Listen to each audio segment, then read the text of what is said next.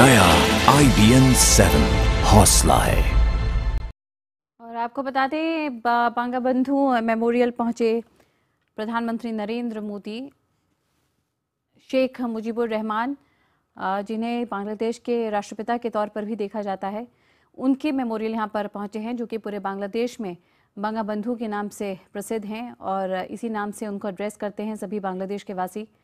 1971 की आज़ादी की लड़ाई बांग्लादेश की, और उस लड़ाई के मुख्य किरदार में रहे बंगबंधु शेख मुजीबुर रहमान, जो इस ऊंचाई तक इस देश को लेके गए इस आज़ादी के साथ। और उन्हीं की पुत्री हैं शेख हसीना, इस वक्त ये बांग्लादेश की प्रधानमंत्री, जिससे कि आप अंदाज़ा लगा सकते हैं कि पीढ़ियों से ये परिवार बांग्लादेश की राजनीति और बांग्लादेश के जन जन तक पहुंचा रहा है। फिलहाल हम आपको बता दें कि प्रधानमंत्री नरेंद्र मोदी अपने बांग्लादेश दौरे के दूसरे पड़ाव पर हैं, जहां पे अब से थोड़ी देर पहले 1971 के वॉर मेमोरियल पर पहुंचे थे प्रधानमंत्री नरेंद्र मोदी। तो अब बंगबंधु मेमोरियल पहुंच गए हैं प्रधानमंत्री नरेंद्र मोदी, शेख मुजीबुर रहमान के मेमोरियल। और ये एक बड़ी सी आप आकृति देख सकते हैं शेख मुजीबुर रहमान की। एक समय रहा है जब यहीं पर रहा करते थे, यही वो जगह है जो घर था शेख मुजीबुर रहमान का। और हमारे सहयोगी अमिताभ सिन्हा सीधे इसी जगह से, इसी मेमोरियल से हमारे साथ जुड़े हुए हैं। अमिताभ, बंगबंधु मेमोरियल अपने आप में ऐतिहासिक जगह, क्या मायने हैं इस जगह के बांग्लादेश के लोगों के लिए?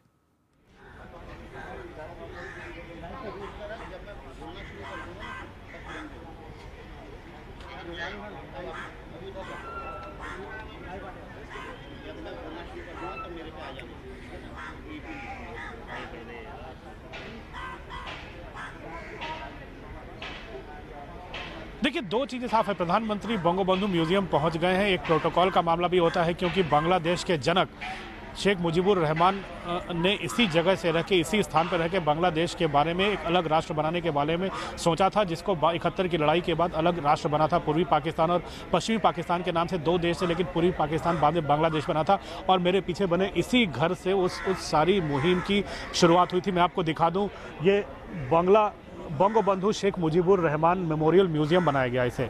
और ये म्यूज़ियम, इसी घर में प्रधानमंत्री फिलहाल मौजूद हैं।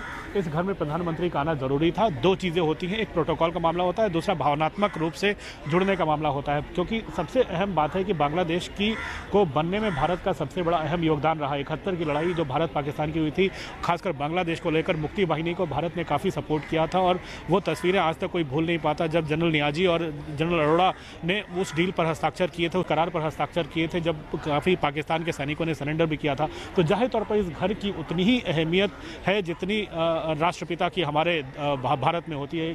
फ्रेंड बंगबंधु मतलब फ्रेंड ऑफ बंगाल, यानी बंगाल का मित्र होता है। तो इस घर से अगर सीधी सीधी बात करें तो इसी घर से बांग्लादेश की उत्पत्ति की कहानी शुरू होती है। और इसी घर से इस घर को म्यूजियम बनाएगा। और यहीं आकर प्रधानमंत्री एक संदेश देना चाहते हैं और संकेत भी देना चाहते हैं कि आज भी भारत बांग्लादेश के विकास, बांग्लादेश की भूमि से उसी भावनात्मक मुद्दे से भावनात्मक रूप से जुड़ा हुआ है जैसा तब जुड़ा हुआ था। बिल्कुल। और अमिताभ, हम देख रहे हैं यहाँ पे तस्वीरें जो कि सीधी आप हम तक पहुँचा रहे हैं यहाँ से, इस बंगबंधु मेमोरियल की तस्वीरें। प्रधानमंत्री खुद इस वक्त इस म्यूज़ियम के अंदर हैं। और जाहिर तौर पे अक्सर हम देखते हैं अमिताभ, जब भी किसी भी देश के राष्ट्रीय अध्यक्ष से प्रधानमंत्री नरेंद्र मोदी बातचीत कर रहे होते हैं, तो एक पर्सनल इक्वेशन भी उनकी बन जाती है उस राष्ट्रीय अध्यक्ष के साथ। क्योंकि यहाँ पे शेख मुजीबुर रहमान पिता हैं बांग्लादेश की प्रधानमंत्री शेख हसीना के, तो जब बातचीत होगी, कुछ इनफॉर्मल टॉक्स भी ज़रूर होंगी, तब ज़रूर जिक्र आएगा इस मेमोरियल का, ज़रूर जिक्र आएगा उस 71 की लड़ाई का, और ज़रूर जिक्र आएगा भारत और बांग्लादेश के पुराने रिश्तों का। देखिए, जिक्र आने की बात है, एक चीज़ तो साफ है कि भारत बांग्लादेश की उत्पत्ति ही हुई है, जिसके बारे में जिक्र करना, जितना जिक्र किया जाए उतना ही कम है। क्योंकि भारत जब बटा था तो 3 देश बने थे, पूर्वी पाकिस्तान, पश्चिमी पाकिस्तान एक था। तब पाकिस्तान एक था, पूर्वी और पश्चिमी। भारत अलग हुआ था। तब पूर्वी पाकिस्तान के लोगों ने तमाम अपने खिलाफ जो चल रही थी साजिशें और यहाँ पर जो लोकतंत्र के खिलाफ काफ़ी लंबा विद्रोह और विरोध किया था पाकिस्तान सरकार का। और यहीं इसी घर से, मैंने जैसा पहले बताया, इसी घर से शुरुआत हुई थी उस विद्रोह की, मुक्ति वाहिनी की, उस लड़ाई की जो अंत में बांग्लादेश की आज़ादी के रूप में तब्दील हुई थी। और यहाँ पर भारत का काफ़ी अहम योगदान रहा था। तो जाहिर तौर पर एक संदेश और संकेत देने की कोशिश प्रधानमंत्री की तरफ से है। जहाँ तक आगे बातचीत की बात है, यहाँ पर प्रधानमंत्री जो संदेश देना होगा अंदर विजिटर्स बुक में लिख कर जाएंगे, लेकिन आगे जो होगा वो और ज़्यादा ऐतिहासिक होगा। जो लैंड बाउंड्री एग्रीमेंट है, जो आज देर शाम उसको रेटिफाई कर देंगे दोनों देश मिलकर, जहाँ मुख्यमंत्री पश्चिम बंगाल ममता बनर्जी भी मौजूद होंगी, तो वो ज़्यादा अहम होगा। और चीज़ों को ऐसी चीज़ें हैं जो भावनात्मक रूप से जुड़ी हैं और ऐसी चीज़ें होने वाली हैं जो इतिहास बनने वाली हैं। बिल्कुल अमिताभ, और इस वक्त जब आप हमें बता रहे हैं कि क्या महत्व होता है इस तरह की यात्राओं का, और खास करके इस तरह की यात्राओं में ऐसे पड़ावों का, ऑप्टिक्स को छोड़कर, फोटो ऑप्स को छोड़कर, अपने आप में ये सिंबलाइज करने के लिए भी काफ़ी होता है। जब शहीद स्मारक जाते हैं प्रधानमंत्री नरेंद्र मोदी बांग्लादेश के, या फिर बंगबंधु मेमोरियल जाते हैं प्रधानमंत्री नरेंद्र मोदी ढाका में। इस बीच अमिताभ, अपने दर्शकों को हम लगातार वो तस्वीरें दिखा रहे हैं जो कि सीधे ढाका से हम तक पहुँच रही हैं। मेमोरियल के अंदर प्रधानमंत्री नरेंद्र मोदी, यहाँ पे कई सारे चित्र हैं बंगबंधु यानी कि शेख मुजीबुर रहमान के, जिनको देख रहे हैं काफ़ी गौर कर प्रधानमंत्री नरेंद्र मोदी। और इसके बाद हम आपको बता दें आगे का कार्यक्रम, अमिताभ जैसा बता रहे हैं, काफ़ी ज़्यादा महत्वपूर्ण रहेगा प्रधानमंत्री नरेंद्र मोदी का, खास करके जो मुलाकात है ऑफिशियल तौर पे वहाँ के प्रधानमंत्री शेख हसीना के साथ प्रधानमंत्री की। अमिताभ, आपने नोटिस किया होगा जब चीन के भी चाहे वो किसी म्यूजियम में गए हों या वॉर मेमोरियल्स में गए हों, एक एक चीज़ को काफ़ी बारीकी से देखते हैं प्रधानमंत्री नरेंद्र मोदी। पूरी दिलचस्पी उनकी रहती है उस देश के इतिहास और ऐतिहासिक स्थलों की जानकारी जुटाने में, और कुछ वैसी तस्वीरें यहाँ भी देखने को मिल रही हैं।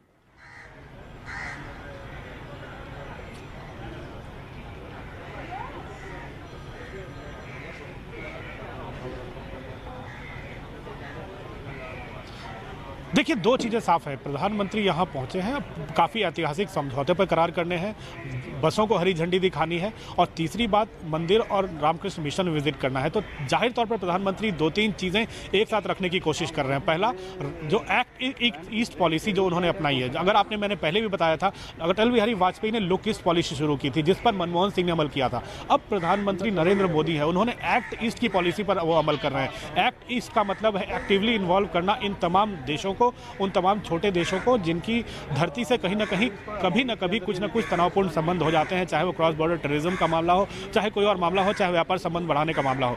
और इसी कड़ी में वो बांग्लादेश पहुंचे हैं। तो जाहिर तौर पर शेख मुजीबुर रहमान को श्रद्धांजलि देकर बंगबंधु म्यूजियम आकर प्रधानमंत्री बांग्लादेश की जनता को ये संदेश देना चाहते हैं कि चाहे भले ही लैंड बाउंड्री एग्रीमेंट हस्ताक्षर कर लिया हो, भले ही तमाम बस सर्विस को शुरुआत कर दिया हो, तमाम व्यापार के लिए कई MOUs साइन कर सकते हैं, लेकिन भारत शेख मुजीबुर रहमान को भूला नहीं है, क्योंकि बांग्लादेश की उत्पत्ति में कहीं ना कहीं भारत का सबसे अहम योगदान रहा है। और यही कारण है कि प्रधानमंत्री यहाँ पहुँचे हैं। अब देखना होगा कि यहाँ हस्ताक्षर जो विजिटर्स बुक है उसमें वो क्या लिख कर जाते हैं। अमिताभ, जब वो अपने पुराने, खास करके जब बांग्लादेश के इतिहास से रूबरू हो रहे हैं, एक और वहाँ पर एक कार्यक्रम है जिसमें अटल बिहारी वाजपेयी की जगह जो उन्हें पुरस्कार एक दिया जा रहा है, उसके बारे में थोड़ा बताएंगे?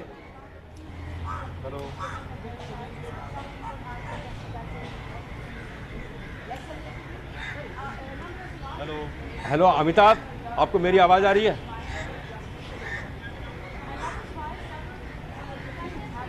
देखिए, राष्ट्रपति अटल बिहारी यहाँ बांग्लादेश का सर्वोच्च पुरस्कार है पूर्व प्रधानमंत्री अटल बिहारी वाजपेयी को दिया जाएगा, जो खुद प्रधानमंत्री नरेंद्र मोदी रिसीव करेंगे यहाँ पर। और ये काफ़ी अहम माना जा सकता है, क्योंकि दो चीज़ें हैं यहाँ पर। पहले भी एक दो प्रधानमंत्रियों को यहाँ से ये अवार्ड दिया जा चुका है, लेकिन अटल बिहारी वाजपेयी ने बांग्लादेश का तब दौरा किया था जब कारगिल की लड़ाई शुरू हो चुकी थी, और प्रधानमंत्री तब के दौरे में यहाँ पर आए थे बतौर विदेश मंत्री, बतौर नेता विपक्ष वो बांग्लादेश के दौरे पर आते रहे हैं। प्रधानमंत्री ने भी अपने पड़ोसियों पड़ोसियों के साथ, तब के प्रधानमंत्री अटल बिहारी वाजपेयी ने अपने पड़ोसियों के साथ अच्छे संबंधों को लेकर काफ़ी कुछ काम किया था और अहम फैसले भी लिए थे। तो जाहिर तौर पर एक पूर्व प्रधानमंत्री अटल बिहारी वाजपेयी को सम्मान देकर बांग्लादेश भी उस चीज़ को रेसिप्रोकेट करना चाहता है और ये सम्मान देना चाहता है कि अगर भारत ने भारत रत्न सम्मान दिया है और कि अटल बिहारी वाजपेयी का कद कितना था। और प्रधानमंत्री नरेंद्र मोदी को भी इस बात की खुशी होगी कि पहले प्रधानमंत्री जो non BJP non Janata Dal के थे, पहली बार जिन्होंने पूरा कार्य संभाला,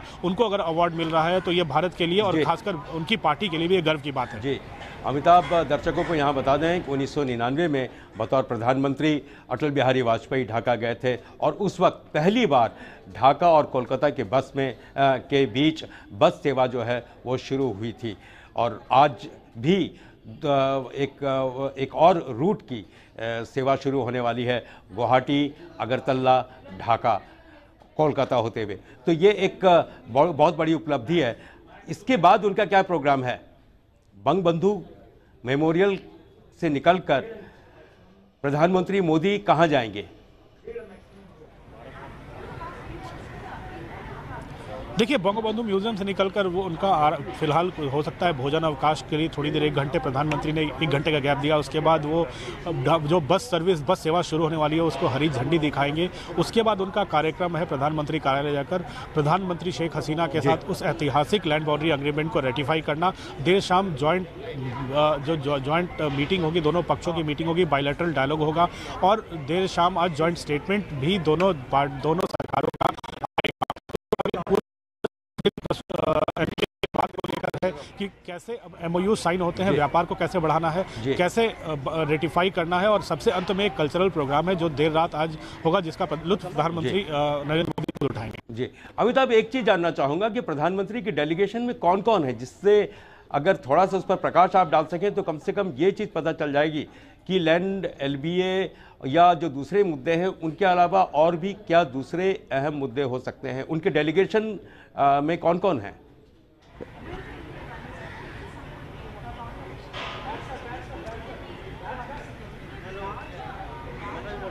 अमिताभ,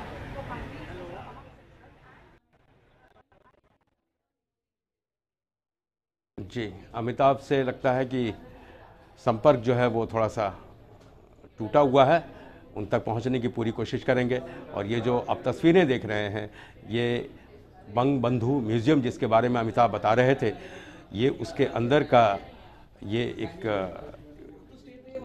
ये अंदर का दौरा कर रहे हैं प्रधानमंत्री मोदी और तस्वीरों को देख रहे हैं। ये एक पूरी मैं कहूँगा इतिहास है कि किस तरह मुजीबुर रहमान ने वहाँ पर अपना राजनीतिक करियर जो है वो शुरू किया था, कैसे उन्होंने वहाँ के प्रोविंशियल चुनाव में उन्हें भारी जीत मिली थी और किस तरह उनके अधिकार को, बांग्लादेश के लोगों को के अधिकार को नकार दिया था पाकिस्तान ने।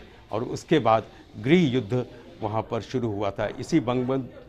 इसी भवन में मुजीबुर रहमान रह रहे थे जब उन्होंने वो चुनाव जीता था और 25 मार्च 1971 को उन्हें इसी जगह से गिरफ्तार किया गया था।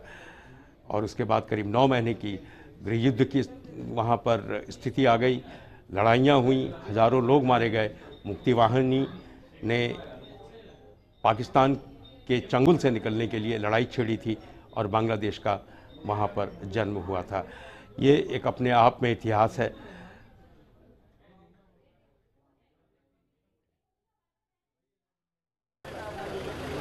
और ये सीधी तस्वीरें हम आपको दिखा रहे हैं बंगबंधु मेमोरियल म्यूजियम की ढाका से, जहाँ पे प्रधानमंत्री नरेंद्र मोदी 2 दिवसीय बांग्लादेश के दौरे पर। और आपको बता दें, अपने आप में ये तस्वीरें ऐतिहासिक, ये यात्रा ऐतिहासिक, क्योंकि इसी यात्रा पर भारत और बांग्लादेश के बीच लैंड बाउंड्री एग्रीमेंट, ये ऐतिहासिक एग्रीमेंट भी हो जाएगा, जिस पर फाइनल मोहर लग जाएगी जब दोनों देशों के राष्ट्राध्यक्ष की निगरानी में यहाँ पे कई तरह के एग्रीमेंट्स और MOUs भी साइन होंगे। इस बीच हम आपको बता दें कि सुबह आज प्रधानमंत्री नरेंद्र मोदी पहुंचे ढाका। उनके स्वागत के लिए खुद प्रधानमंत्री वहां की शेख हसीना एयरपोर्ट पर मौजूद रहीं। गार्ड ऑफ ऑनर के बाद प्रधानमंत्री नरेंद्र मोदी गए शहीद मेमोरियल, जहां पर उन्होंने 1971 के शहीदों को श्रद्धांजलि दी। और उसके बाद उनकी यात्रा का ये दूसरा पड़ाव हम आपको दिखा रहे हैं, बंगबंधु मेमोरियल। शेख मुजीबुर रहमान के घर में ही बना ये मेमोरियल, जहां पे उनके अवामी लीग में एक नेता के रूप में उभरने के साथ ही किस तरह से वो आज़ाद बांग्लादेश के राष्ट्रपिता बने और फिर उसके बाद पहले प्रधानमंत्री भी, किस तरह से उन्होंने सबसे अहम भूमिका निभाई बांग्लादेश को उसकी ये पहचान देने के लिए। ये मेमोरियल, ये तस्वीरें अपने आप में सब कुछ बयां करता हुआ और प्रधानमंत्री नरेंद्र मोदी पूरी बारीकी के साथ एक एक जानकारी, इतिहास के एक एक पल को यहाँ पर जानने के, समझने की कोशिश में। आप देख सकते हैं यहाँ पे प्रधानमंत्री नरेंद्र मोदी इस वक्त मुआयना करते हुए इस मेमोरियल बंगबंधु मेमोरियल म्यूजियम में इन तस्वीरों को देखते हुए और बांग्लादेश के इतिहास में पीछे जाते हुए।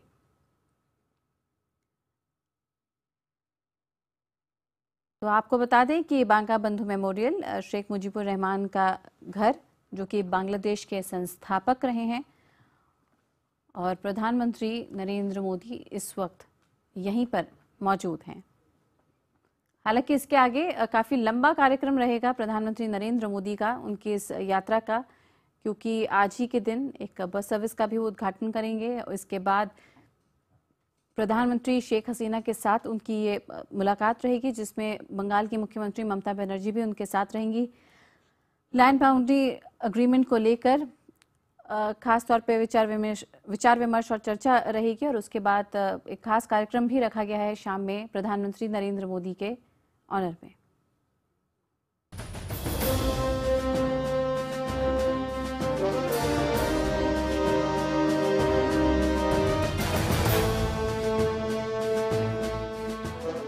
तो प्रधानमंत्री नरेंद्र मोदी के बांग्लादेश दौरे की हम आपको पल पल की खबर दे रहे हैं, जहां पीएम मोदी आज से 2 दिन के बांग्लादेश दौरे पर हैं। अपने तय कार्यक्रम के मुताबिक पीएम मोदी सबसे पहले राष्ट्रीय शहीद स्मारक पहुंचे। 1971 में भारत की मदद से बांग्लादेश ने पाकिस्तान से अलग होकर दुनिया के नक्शे पर अपना वजूद बनाया।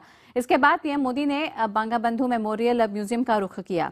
इस म्यूजियम में बांग्लादेश के संस्थापक शेख मुजीबुर रहमान का घर हुआ करता था, जिसे 1997 में संग्रहालय में तब्दील कर दिया गया। इससे पहले आज पीएम मोदी जब ढाका एयरपोर्ट पर उतरे तो उनका स्वागत करने के लिए खुद बांग्लादेश की प्रधानमंत्री शेख हसीना एयरपोर्ट पर पहुंची और उनका गर्मजोशी से स्वागत किया। इस दौरान पीएम मोदी को गार्ड ऑफ ऑनर भी दिया गया। पीएम मोदी ने एयरपोर्ट पर मौजूद तमाम अधिकारियों से भी मुलाकात की। यहाँ पे प्रधानमंत्री नरेंद्र मोदी का ये दौरा कहने को महज 36 घंटों का है, लेकिन इसके नतीजे दोनों देशों के रिश्तों में मील का पत्थर भी साबित होंगे, इसकी नींव पहले ही रखी जा चुकी है। मोदी के इस दौरे में दोनों देशों के बीच सीमा निर्धारण पर मुहर लग जाएगी।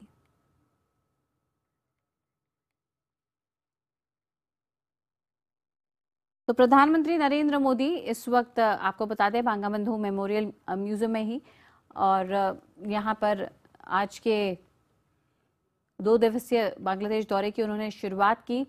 सबसे पहले शहीद स्मारक से, पिरामिड के शेप में बना ये शहीद स्मारक, जिसमें 1971 के युद्ध में शहीद हुए जवानों को श्रद्धांजलि दी थी प्रधानमंत्री नरेंद्र मोदी ने।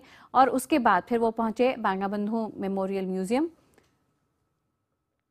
शेख मुजीबुर रहमान, जो कि संस्थापक रहे हैं बांग्लादेश के, उनके ही घर पर यहाँ पहुंचे।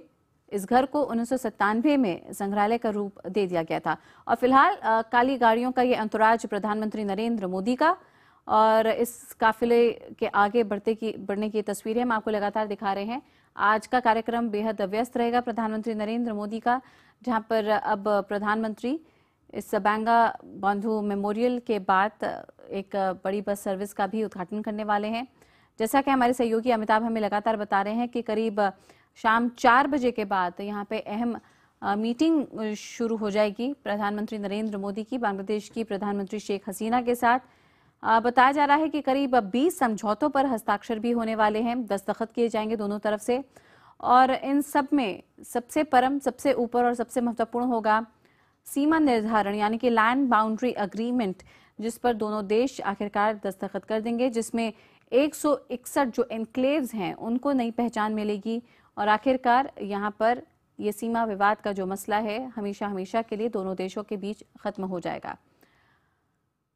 तो राष्ट्रीय शहीद स्मारक का दौरा किया अब से थोड़ी देर पहले प्रधानमंत्री नरेंद्र मोदी ने। तो वहीं दूसरी तस्वीर बंगबंधु म्यूजियम की हम आपको दिखा रहे हैं, जहां पे पूरी बारीकी के साथ बांग्लादेश के इतिहास को समझते हुए प्रधानमंत्री नरेंद्र मोदी।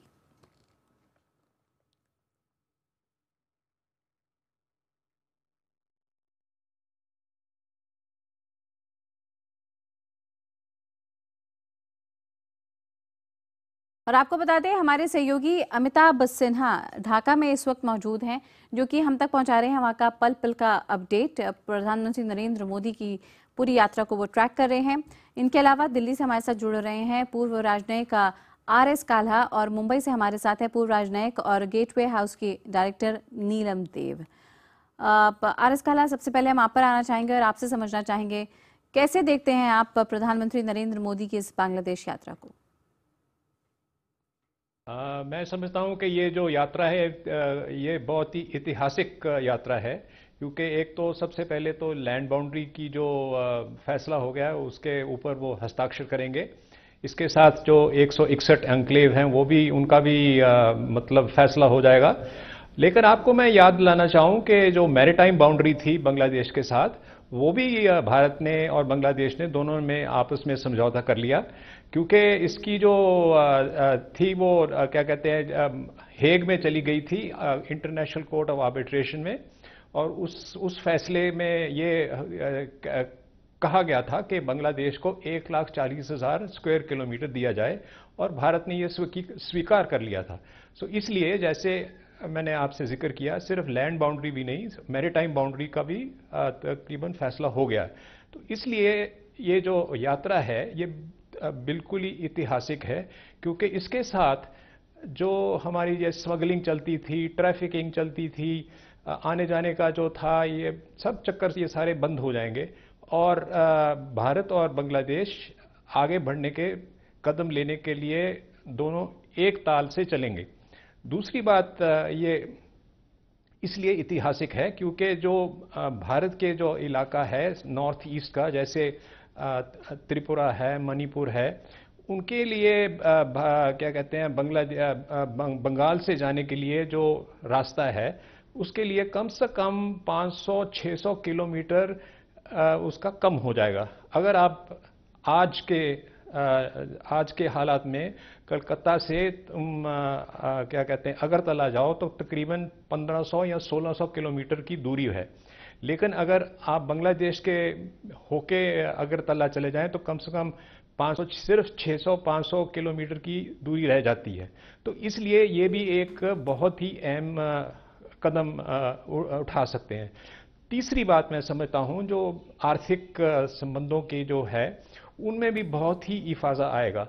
अब देखें कि बांग्लादेश और भारत के साथ जो क्रेडिट लाइन है $1 बिलियन की तकरीबन दी हुई है। उसके बाद 2 पावर स्टेशन के लिए एक अदानी ग्रुप और अंबानी ग्रुप दोनों वो भी प्रधानमंत्री के साथ गए हुए हैं, वहाँ पर हस्ताक्षर करेंगे। तो इसलिए जो आर्थिक संबंध है उनमें भी बहुत ही क्या कहते हैं आगे बढ़ने की संभावना है।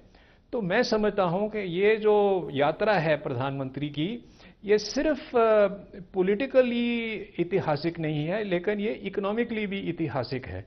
और तीसरी बात मैं समझता हूं कि जैसे हमारा भारत का नॉर्थ ईस्ट का जो इलाका है उसके लिए जो रास्ता खुल जाएगा, ये भी एक ऐतिहासिक स्टेप मानी जा सकती है। आपको मैं याद दिला दूं कि जो नॉर्थ ईस्ट एरिया में कहीं पिछले चंद दिनों में जैसे वो मणिपुर में वो हादसा हो गया था और हमारे 20 सैनिक मारे गए थे, तो उनके जो क्या कहते हैं ये जो टेररिस्ट ग्रुप्स वगैरह थे, पहले ये बांग्लादेश में जाके अपने वहाँ पर बैठ जाते थे और उनको पकड़ना मुश्किल हो गया था। जब शेख हसीना प्रधानमंत्री बनी हैं 208 के बाद, उन्होंने सिस्टमैटिकली स्टेप बाय स्टेप जितने भी ये सारे थे क्या कहते हैं आतंकवादी, सबको वहाँ से भगा दिया और एलिमिनेट करवा दिया। तो ये मैं समझता हूँ ये जो मित्रता बन रही है हमारी बांग्लादेश के साथ, ये बहुत ही ऐतिहासिक है।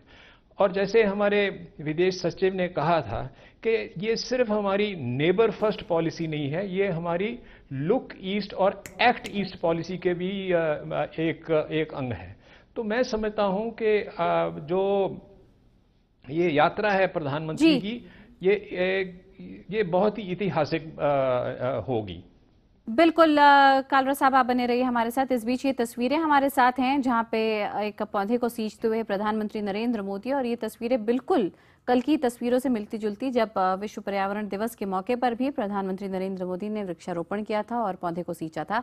आपको बता दें, हमारे साथ हमारे एग्जीक्यूटिव एडिटर MK झा भी जुड़ गए हैं। आगे MK, over to you.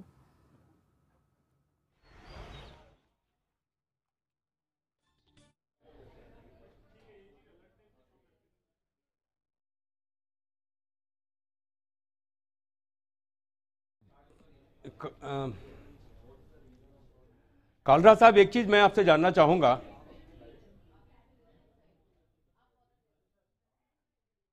Kalra साहब, आपको मेरी आवाज आ रही है? हाँ, आ रही है जी, आ रही है जी। एक चीज मैं जानना चाहूंगा कि ये तो बहुत सारी अच्छी अच्छी बातें हो गई, ऐतिहासिक दौरा भी हम इसको कह रहे हैं, लेकिन अभी भी उसमें कहीं दिक्कतें हैं क्या? इतना आसान हो पाएगा? क्योंकि जिस तरीके से भारत और बांग्लादेश के बीच जो पोरस बॉर्डर हैं वो करीब 4000 किलोमीटर की, 4100 किलोमीटर की, तो क्या इतना इसे किस तरह ये किया जाएगा? और दूसरी बात यह है कि आतंकवाद के बारे में जो बात हो रही थी, अभी भी शेख हसीना ने कोशिश वहां की है, लेकिन अभी भी वो पूरी तरह से खत्म नहीं हुआ है। उनका अभी भी कई जगहों पर उनकी पैठ जो है वहां बनी हुई है। देखिए, जो आपने पहली बात की है, सबसे पहले जो क्लैरिटी आ जाएगी ना कि बाउंड्री के बारे में, ये बहुत ही महत्वपूर्ण स्टेप है, इम्पोर्टेंट स्टेप है। क्योंकि पहले क्या होता था कि ना हमारे साइड पे ना उनकी साइड में मालूम होता था कि ये जो इलाका है ये हमारा है कि उनका है। अगर सो इसलिए जो ये आतंकवादी थे, स्मगलर थे, ह्यूमन ट्रैफिकिंग जो करते थे, वो इसकी सारी फायदा उठा के अपना काम काज करते थे। लेकिन अब जब क्लैरिटी आ जाएगी तो इसके लिए जो क्या कहते हैं, इनको रोकने के लिए बहुत ही आसानी हो जाएगी। जो हमारे वहां पे जो सैनिक हैं या दूसरे बॉर्डर सिक्योरिटी फोर्स वाले जो वहां पर तैनात हैं, उनके लिए बहुत ही अहम एक स्टेप हो जाएगा, क्योंकि उनको पता चल जाएगा कि ये हमारा एरिया है कि ये बांग्लादेश का एरिया है। अच्छा, दूसरी बात रही आपकी, जो आपने उठाया था आतंकवादियों की। अब ये आप जो कह रहे हैं बिल्कुल ठीक है, ये एक दिन में तो खत्म होने वाली बात नहीं है, क्योंकि आपको याद दिला दूं कि बांग्लादेश में भी काफी कट्टरपंथी हैं। ये नहीं है कि शेख हसीना आ गई हैं और वो तकरीबन सारे खत्म हो गए, लेकिन उन्होंने बहुत ही मतलब पॉजिटिव स्टेप्स लिए हैं, और वो पॉजिटिव स्टेप्स का जो रिजल्ट है वो आने लग पड़ा है। लेकिन ये थोड़ा सा और समय लगेगा, क्योंकि ये जो कट्टरपंथी वहां पे अभी भी मौजूद हैं बांग्लादेश में, वो तो नहीं चाहते कि ये तकरीबन खत्म हो जाए। और वो एंटी इंडिया फीलिंग तो अपने कहीं ना कहीं कोई ना कोई मौका उठा के वो उसको उठाते रहते हैं। लेकिन मैं आपको एक और चीज थोड़ा सा आपके पास दोबारा आता हूं। हमारा संपर्क जो है, हमारे संवाददाता जो अभी मौजूद है वहां पर, पॉलिटिकल एडिटर अमिताभ सिन्हा ढाका में, उनसे जरा जानते हैं कि वहां पर क्या हो रहा है। अमिताभ।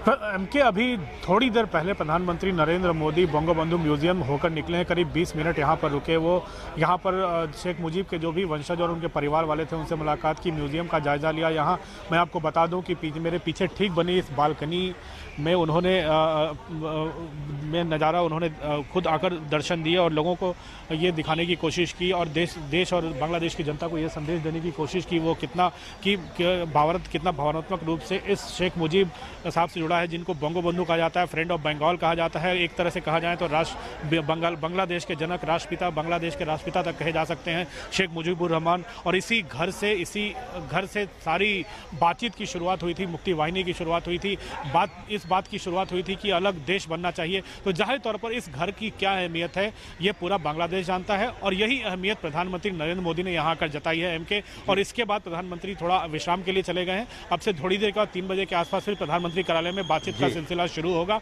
लेकिन फिलहाल जो 2 शहीद स्मारक हैं और बंगबंधु म्यूजियम है, इन दोनों जगह प्रोटोकॉल और भावनात्मक दोनों तरह से प्रधानमंत्री ने संदेश और संकेत देने की कोशिश की है। जी अमिताभ, एक चीज जानना चाहूंगा कि क्या उन्होंने वहां विजिटर बुक में कुछ लिखा है, या अभी आपको अंदर जाने का मौका नहीं मिला? देखिए विजिटर बुक में क्या लिखा है, अब प्रधानमंत्री की ट्वीट से ही हमको पता चल जाएगा, क्योंकि यहाँ मीडिया की एंट्री नहीं है इस म्यूजियम के अंदर और काफ़ी अंदर जाने की कोशिशें नाकाम साबित हुई हैं। तो अब से थोड़ी देर के बाद प्रधानमंत्री सोशल मीडिया के माध्यम से ये बताएंगे कि उन्होंने क्या लिखा है, लेकिन इतना तो साफ है कि उन्होंने जरूर भारत बांग्लादेश की एकता, शेख मुजीबुर रहमान के बांग्लादेश के बनने में रोल, भारत बांग्लादेश के संबंधों के बारे में जरूर कुछ ना कुछ छोटे और सीधे सपाट शब्दों में कुछ ना कुछ जरूर लिखा होगा। अमिताभ, एक चीज़ बताइए कि बहुत बातें हो रही हैं कि इतने एग्रीमेंट होंगे, LBA साइन होगा, वहाँ का माहौल क्या है? क्योंकि आज का मैं एक अखबार देख रहा था जिसमें वो लिखा था मोदी फ्लाइज इन होप्स हाई, उसका वो शीर्षक था। तो वहाँ के जो लोग हैं खास करके, क्योंकि ये एक ऐसा देश है बांग्लादेश, भारत के साथ एक अच्छा सा लगाव रखता है, खास करके वेस्ट बंगाल के साथ। तो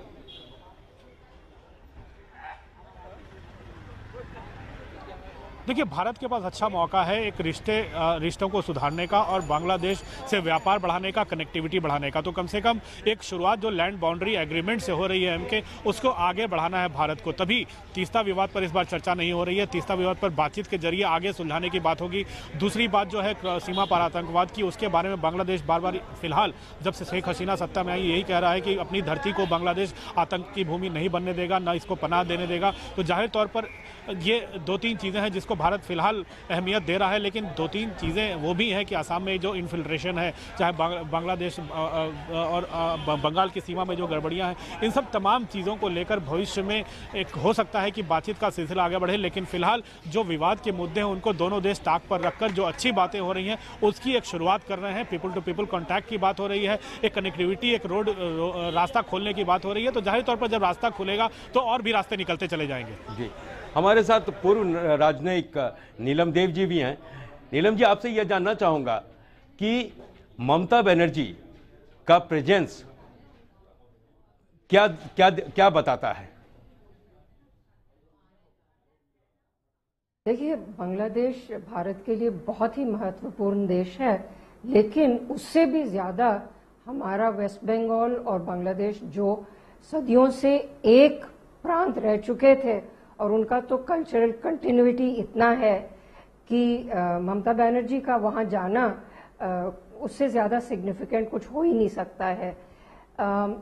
उनकी सहमति से और उनके वहाँ जाने से ही ये लैंड बाउंड्री एग्रीमेंट रैटिफाई हो सकी, जिसके साथ बहुत से दरवाजे खुल जाते हैं जो कि बांग्लादेश और इंडिया एक साथ कर सकते हैं।